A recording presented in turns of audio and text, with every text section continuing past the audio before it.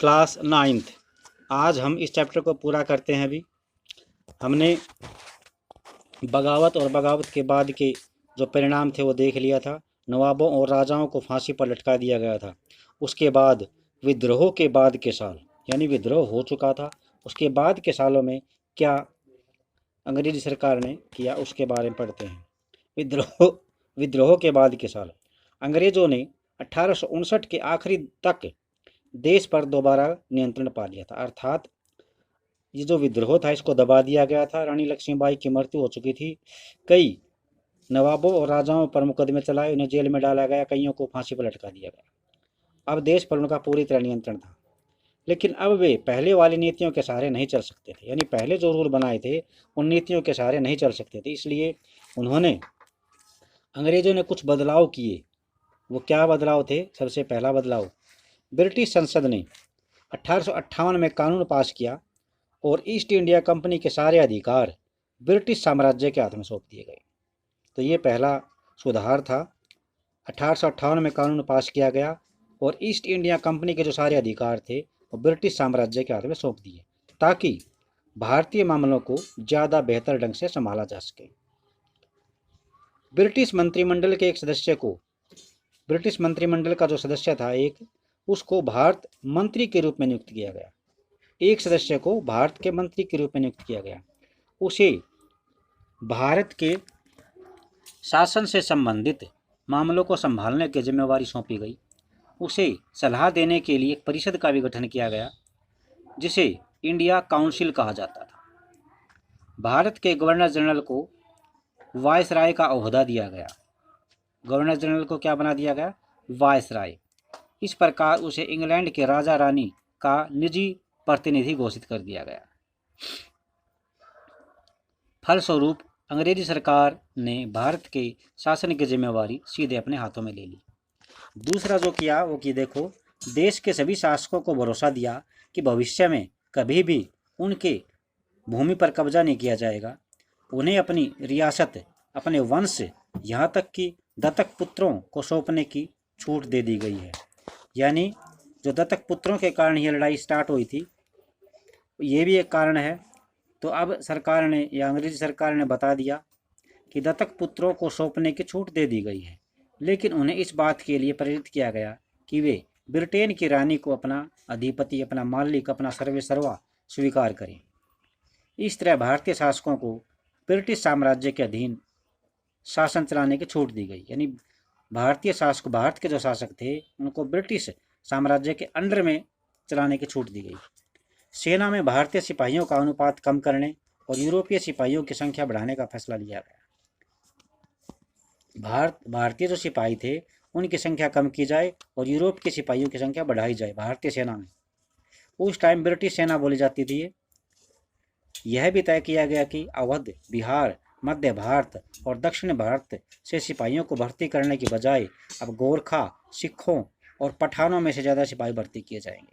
यानी जहाँ जहाँ जो भी 1857 की क्रांति के केंद्र थे वहाँ से सिपाहियों की भर्ती कैंसिल कर दी गई, वहाँ से भर्ती नहीं की जाएगी आगे।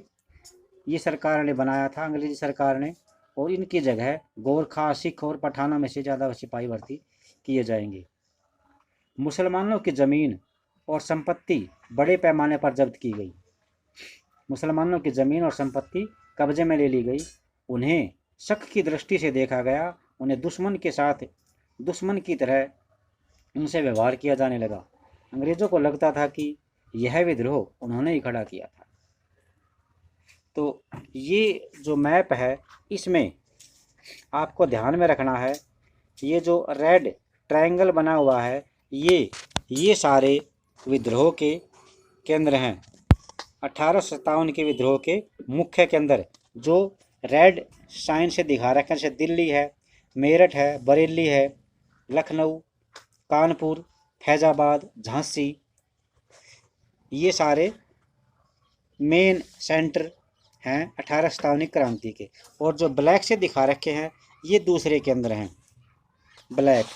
ठीक है भाई, तो इनको अच्छी तरह से कम 1857 क्रांति के जो वाइट कलर में दिखा रखे हैं इनमें से आपको कम 5 सेंटर याद होने चाहिए और शुरुआत कहाँ से हुई थी 1857 क्रांति की? मेरठ से, मंगल पांडे नामक सैनिक से। तो इसी के साथ हमारा चैप्टर तो पूरा हो चुका है, लेकिन इसके साथ एक चीज़ और पढ़ लेते हैं। परम शांति के लिए स्वैर्गिक साम्राज्य की खातिर, परम शांति के एक स्वैर्गिक साम्राज्य की खातिर। जब 1857 में भारत में विद्रोह फैला, उसी समय चीन के दक्षिणी भागों में भी विशाल जन विद्रोह पैदा हो गया। यह विद्रोह 1850 में शुरू हुआ था, चीन में था भी ये विद्रोह, और 1860 के मध्य में जाकर खत्म हुआ। 10 साल चला था। चीन में हांग जिकुआंग के नेतृत्व में हजारों मेहनतकश गरीब लोगों ने परम शांति के स्वैर्गिक साम्राज्य की स्थापना के लिए लड़ाई लड़ी। यानी इन सब ने स्वैर्ग जैसा शासन आ जाए चीन के अंदर, इसलिए इनका लीडर जो था हांग जिकुआंग, इसके अंडर में बहुत सारे मजदूरों ने, गरीबों ने शांति के लिए लड़ाई की।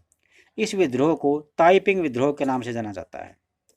तो आपसे कोई ये पूछे ताइपिंग विद्रोह कब हुआ था? 1850 से 1860 के बीच में। नेता कौन था? हांग जिकुआंग था। और किस लिए किया गया था? स्वैर्गिक साम्राज्य की स्थापना की। हांग जिकुआंग ने धर्मांतरण करके ईसाई धर्म अपना लिया था, यानी उसने अपना धर्म बदल लिया था। वह ईसाई बन चुका था और वह कन्फ्यूशियसवाद और बौद्ध आदि परंपरागत चीनी धर्मों के खिलाफ थे। यानी चीन का धर्म लगभग बौद्ध है और कन्फ्यूशियसवाद है, इसके खिलाफ थे। ताइपिंग के विद्रोही एक ऐसे साम्राज्य की स्थापना करना चाहते थे जहां ईसाई धर्म को माना जाएगा, जहां किसी के पास निजी संपत्ति नहीं होगी, यानी कोई भी ज़मीन नहीं खरीद सकता, पैसे जमा नहीं कर सकता, निजी संपत्ति नहीं होगी। वहां सामाजिक वर्गों और स्त्री पुरुष के बीच कोई भेद नहीं होगा, जहां अफीम, तंबाकू, शराब का सेवन, जुए, वेश्यावृत्ति और गुलामी पर पाबंदी होगी। चीन में तैनात अंग्रेज और फ्रांसीसी सेनाओं ने ताइपिंग विद्रोह को दबाने के लिए किंग साम्राज्य के बादशाह को काफ़ी मदद की थी। यानी इस जो ताइपिंग विद्रोह हुआ था, इसको पूरी तरह से ख़त्म करने के लिए अंग्रेज़ों ने और फ्रांसीसी सेनाओं ने इस विद्रोह को दबाने के लिए उस टाइम किंग, यानी उस वहाँ पर जो राजा था किंग, उस साम्राज्य के बादशाह को काफ़ी मदद की। तो ये इसी के साथ हमारा जो चैप्टर है कंप्लीट होता है। कल आपको इसके आंसर मिलेंगे एक्सरसाइज वाले, और अगर आपके पास बुक है तो इसके आप जो क्वेश्चन है वो कंप्लीट कर सकते हैं। 8 प्रश्न है इसके अंदर, 8 के 8 आपने पूरे करने हैं। और एक ये जो दिखा रखा है लखनऊ रेजिडेंसी के खंडर, जून 1857 में विद्रोही टुकड़ियों ने रेजिडेंसी को कब्जे में ले लिया। बहुत सारी अंग्रेज औरतें, मर्दों और बच्चों ने रेजिडेंसी की इमारतों में पनाह ली हुई थी, यानी उस पर पूरी तरह कब्जा कर लिया था, और औरत, मर्द और बच्चों ने रेजिडेंसी में शरण ली हुई थी। विद्रोहियों ने इस पूरे परिसर को घेर कर उस पर गोलों से हमला कर दिया। इस तरह के गोले से अवध के चीफ कमिश्नर हेनरी लॉरेंस की भी मौत हो गई थी।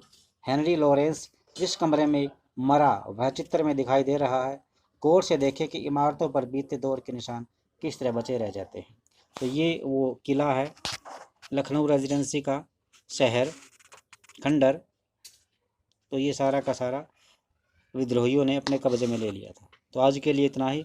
थैंक्स। कल आपको इसके क्वेश्चन आंसर लिखने हैं अपनी बुक से। थैंक्स।